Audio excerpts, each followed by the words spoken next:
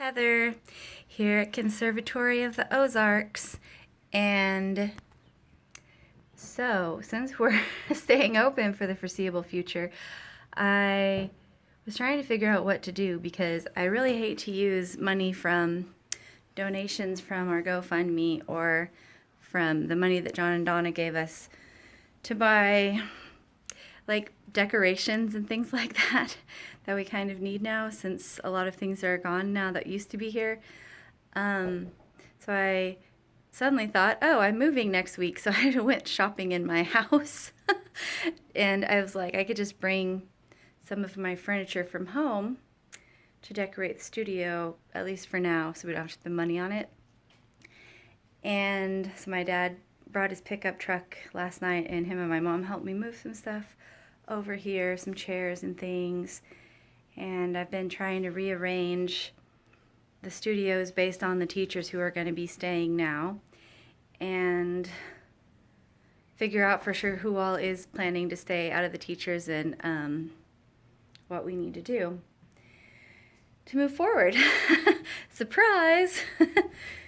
And so here in the lobby, I just thought I would give a little update of what we have so far. So here in the lobby, I brought, well, that's my boyfriend's ugly work bag because he's helping me put up curtains. But Miss Katie found this great place in Branson where they sell used furniture from hotels that are remodeling or redoing their furniture. So I got that chair and ottoman when I was staging our house before we sold it, and only $45. So that was a really great find. And it was in my living room, or my dining room actually, but now it's here. And the wreath hook somehow fell off when one of the pianos or something was being moved out, so it's just sitting there right now. So since we don't probably need all of the studios right now, because some of the teachers aren't going to be able to stay, I thought this could be our new business office because Miss Leslie, the new business director, is not a teacher here. So unlike the previous ones, she won't have a studio where she's teaching out of. And this is right by the lobby, so she can sit here. I moved Miss Alyssa's old desk and chair here so she can use it.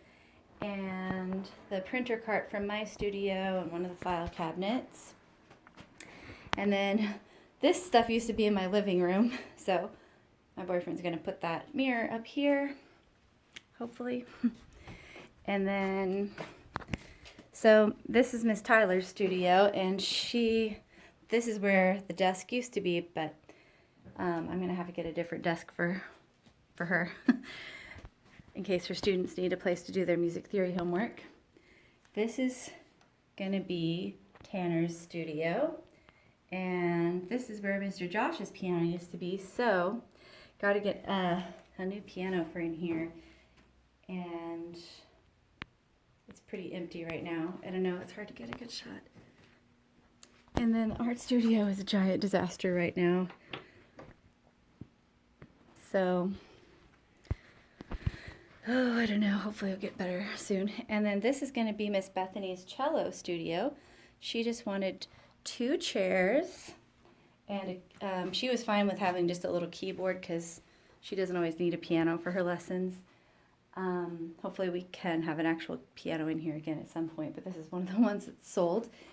And that stuff was in my living room. Robbie's going to put that mirror up. And she wanted a shelf, so I thought she could maybe use that shelf. And we have an old organ bench over here for now to hold things. And I thought, wow, I wish we could have a storage closet because we have to store everything like either in the hallway or wherever because we have to use every bit of our space here for studios normally. But I thought this could be our storage closet, at least for now. I mean, hopefully we'll need all the studios again because hopefully we'll grow again.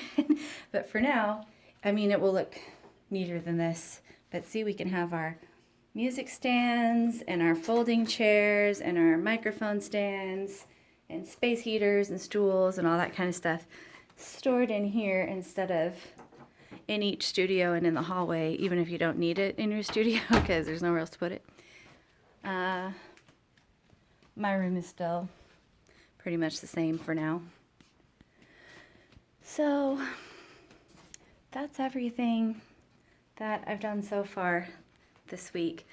I'm trying to think through the best way to spend the money that people have donated to save us and trying to come up with a good plan for that.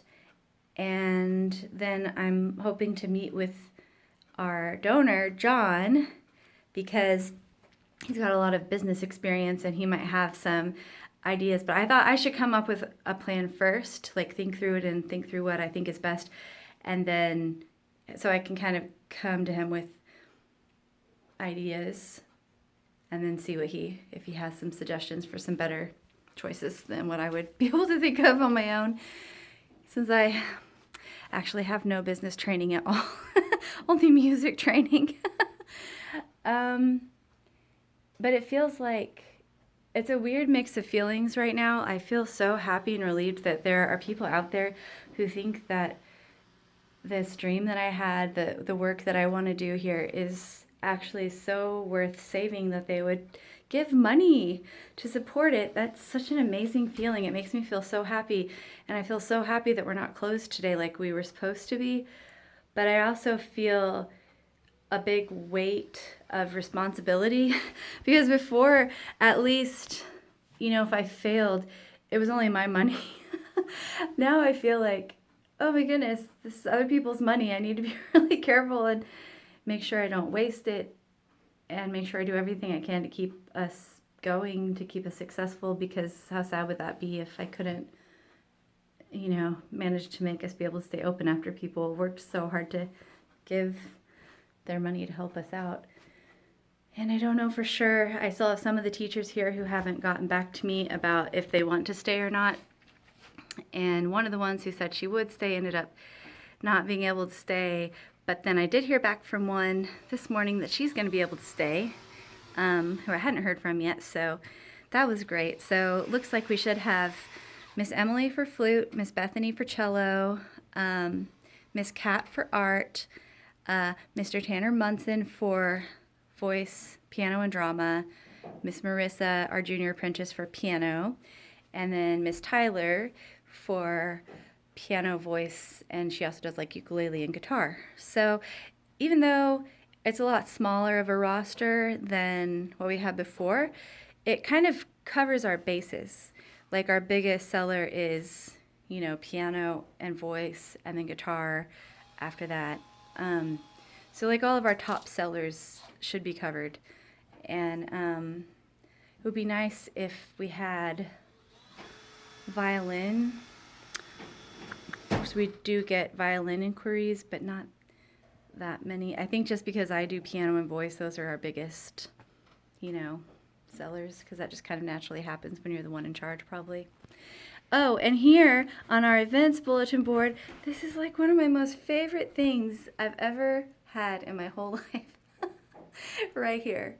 This is the Springfield News Leader, which I have never been on the cover of in my whole life.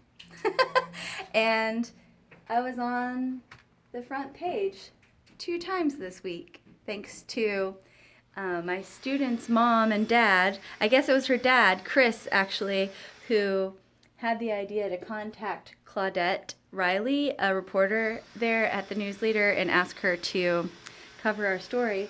So she came and took pictures while we were moving some of the pianos out and said we're closing. And then that was for Monday. And then Tuesday was the day that John and Donna came and gave us the check so we could stay open through the end of the year. And on Thursday, here we are on the front page again, saying that we're staying open because we were saved. So, how funny. And also, it was so nice yesterday to tear down the sign that said we were closing on Wednesday because we didn't have to close. So I still just feel like I'm picking up the pieces and trying to figure out what to do. It's such an abrupt and huge change from the plan that we had. So my head just feels like it's spinning, and I am feeling a little bit better today. It's felt like all the way till yesterday all day long, every day. It just kind of feels like all this week like a fight or flight kind of feeling. You'd think I would just feel only happy and everything to suddenly have my business be saved, but I don't know, that responsibility of handling the money wisely and figuring out a way to keep us open for sure.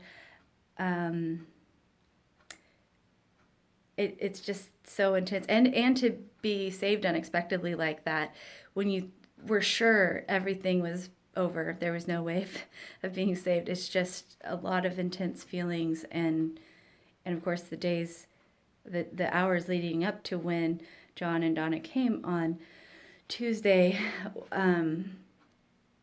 Well, I don't know, like my heart was beating really fast and I just felt like I couldn't sit still because just the feeling of like, is this real? Is this really happening? Am I getting excited for nothing? And then, wow, it is real, and just trying to like wrap your mind around this because it just, this kind of thing doesn't ever seem to happen in real life. So I can't believe it has happened for me that I would have this little fine arts school and it's, probably never going to make tons of money. It's not that important. It's not saving people's lives or anything like that, like a hospital would, or feeding people like a grocery store would. And you would think if it ended, it would be fine. It wouldn't be a big deal. Like people aren't going to be that impacted by it. But then to see people step up and be like, no, we can't let this die. This is valuable and important, and we really want to save this. It's such a great feeling, and it's so much to take in. I